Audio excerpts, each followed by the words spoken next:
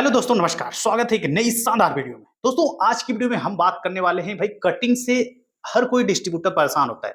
जो कट के माल आता है, कटिंग का माल आता है, उससे हर डिस्ट्रीब्यूटर परेशान होता है, अपने क्षेत्र में वो माल नहीं बेच पाता है।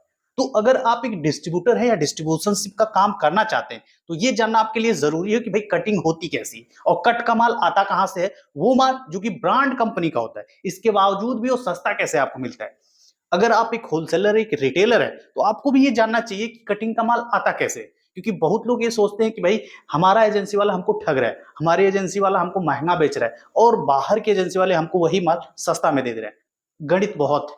चीजों को समझेंगे तो आपके लिए बहुत अच्छा होगा। अगर आप एक व्यापार कर रहे हैं या करने वाले हैं, ये चीज आपको जानना चाहिए, क्योंकि पूरे यूट्यूब पे ये सारी चीजें कोई बताता नहीं है। फालतू का कंटेंट भरा पड़ा है। ठीक है, तो वीडियो को शुरू करते हैं, पूरी वीडियो को देखिएगा। देखिए कट का माल क्या है।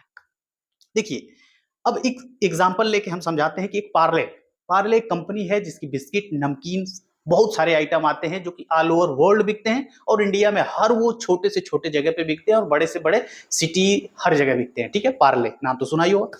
तो उसका एक एग्जांपल लेके चलते हैं कि भाई पार्ले का कोई बिस्किट है जो हर दुकानों पे, हर जनरल स्टोर, हर किराना स्टोर, हर शॉपिंग मॉल, हर जगह बिकता है और गरीबों, अमीरों, मिडिल क्लास सबका पसंद है। ठीक है, हर कोई खाया हुआ है। तो उसका एक एग्जांपल लेते हैं कि जैसे एक व्यापारी, एक एजेंसी हर मार्केट में अलग अलग कंपनी देती है, वो हर कंपनी देती है। ठीक है, सिर्फ पार्ले ही नहीं। तो हर मार्केट में वो अपनी एजेंसी देती है कि भाई उस मार्केट में हमने एजेंसी दे दिया और उस मार्केट के जो होलसेलर होंगे या रिटेलर होंगे, जो किराना या जनरल स्टोर की दुकान चलाते हैं या इस तरीके की प्रोडक्ट बेचते हैं, वो वहां से सप्लाई करेंगे।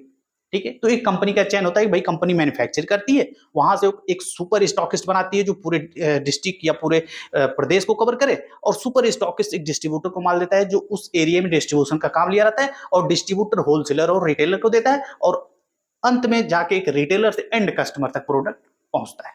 ये हर कंपनी का एक सिस्टम है जो कि बहुत पुराना है और ये अभी भी चल रहा है और चलता रहेगा। ठीक, तो कटिंग का माल आ जाता है जैसे कुछ होलसेलर रिटेलर के पास सेम वही प्रोडक्ट जो कि उनकी एजेंसी वाले 10 रुपए में देते हैं, बाहर वाला आके उन्हें 8 रुपया 7 रुपए में दे देता है।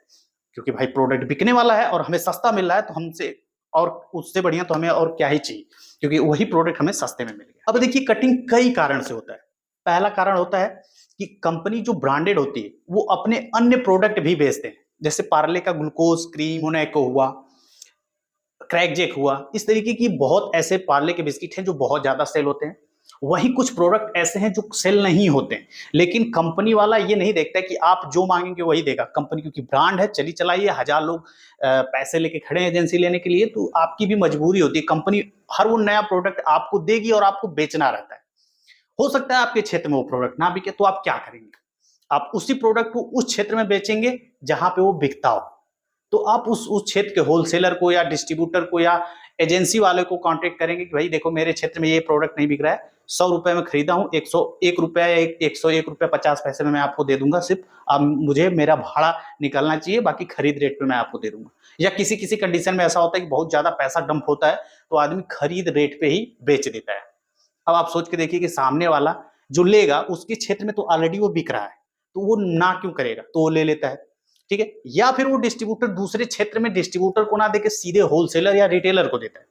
अब उस क्षेत्र में वो प्रोडक्ट बिक रहा है, इस वजह से वो रेट अच्छे रेट में, यानी जो कंपनी की प्राइस बनी हुई है उस पर बिक रहा है, और आप जाएंगे, आप अपनी खरीदी हुई रेट से भी अगर 1-2% 5% रख के भी अगर होलसेलर या रिटेलर को देंगे, तो अगला एजेंसी वाले से तो आप सस्ता दे रहे हैं, तो आप उसको लगेगा यार ये तो बहुत बढ़िया है, बहुत काफी। हो सकता है कुछ ब्रांडेड चीज भी वो सस्ता दे दे ताकि आप 50,000 60,000 70,000 की परचेजिंग कर सके।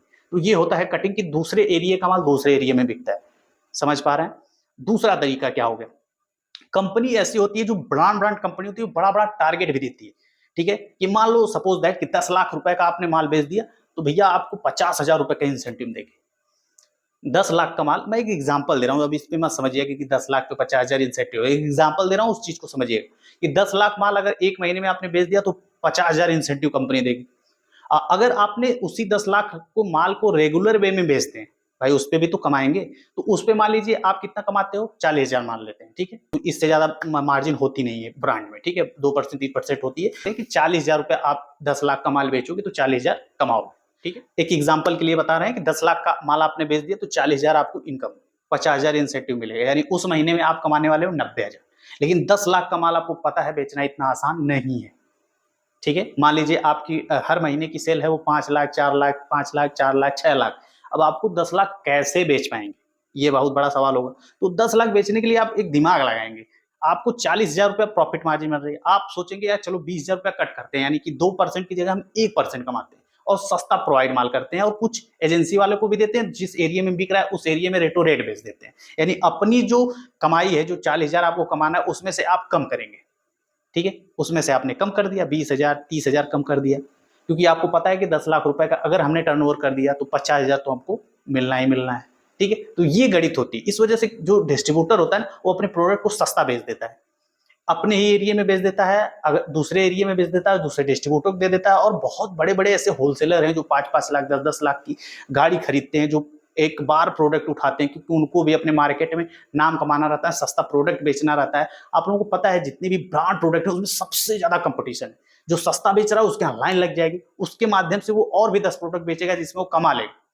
ठीक है, ये पूरी प्रक्रिया चलती रहती है। ठीक है, ये अदर मार्केट में सेम इसी कॉन्सेप्ट पे काम होता रहता है। ठीक है, तो इस तरीके से कटिंग का माल होता है, जिससे कटिंग वाले परेशान होते हैं। मतलब डिस्ट्रीब्यूटर तो परेशान होता है, लेकिन होलसेलर रिटेलर का मजा होता है, क्योंकि उसको पता है कि भाई कुल मिला जुला के जो हमारा प्रोडक्ट है वो हमें सस्ता मिल रहा है बस। और रिटेलर और होलसेलर को बस सस्ता माल मिल जाए, कहीं से मिल जाए, क्योंकि वो कुछ दिन बिजनेस में जब आ जाते हैं तो समझ जाते हैं। ये नए लोगों के लिए था, नए लोग जल्दी नहीं समझ पाते। जो प्रक्रिया में है, जो बिजनेस कर रहा है, वो प्रॉपर इस चीज को अच्छे से समझ ही पाता है। ठीक है, उम्मीद करते हैं दोस्तों ये चीज आपको एग्जाम्पल देके मैंने समझाया और समझ गए हो कि ये हर कंपनी में ऐसे ही होता है।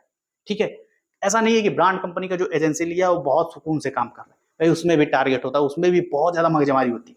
उसमें आप कुछ बोल नहीं सकते कंपनी वाले को। कंपनी वाला वो सारा माल आपको बेचने के लिए देगा जो उसके मैन्युफैक्चरिंग, जितने भी नए प्रोडक्ट आप चाहते होंगे कि वो प्रोडक्ट बेचे जो जल्दी से बिक जाए और हम जल्दी से पैसा कंपनी में लगाए, ताकि हम जल्दी जल्दी कमाए, रोलिंग फास्ट करें। लेकिन कंपनी का भाई नया प्रोडक्ट है वो देगा, और हर कंपनी का हर प्रोडक्ट नहीं चलता, कुछ तो डंप होता है, तो उसे एजेंसी वाला या फिर रखा रहेगा या इधर उधर निकाल के पैसा खाली करेगा। ठीक है, ताकि और भी प्रोडक्ट बिकने वाला वो मंगा सके और कमा सके। सेम इसी कॉन्सेप्ट पे काम होता है। ठीक है, और भी ढेरों कारण है। ठीक है, अगर आपको ये चीज समझ में आ गई हो तो लाइक जरूर कर दीजिएगा, कमेंट जरूर करिएगा कि भाई समझ में आई कि नहीं, और इससे पहले क्या आपको पता था, ये चीज आप कमेंट में जरूर लिखिएगा। उम्मीद करते हैं ये वीडियो आपको अच्छी लगी होगी। अच्छी लगी हो तो लाइक करिएगा, नए चैनल को सब्सक्राइब जरूर कर दीजिएगा। अगर आप फेसबुक पे देख रहे हैं तो हमें फॉलो करें, यूट्यूब पे देख रहे हैं तो हमें सब्सक्राइब जरूर करें। फिर मिलते हैं अगली वीडियो में, तब तक के लिए नमस्कार।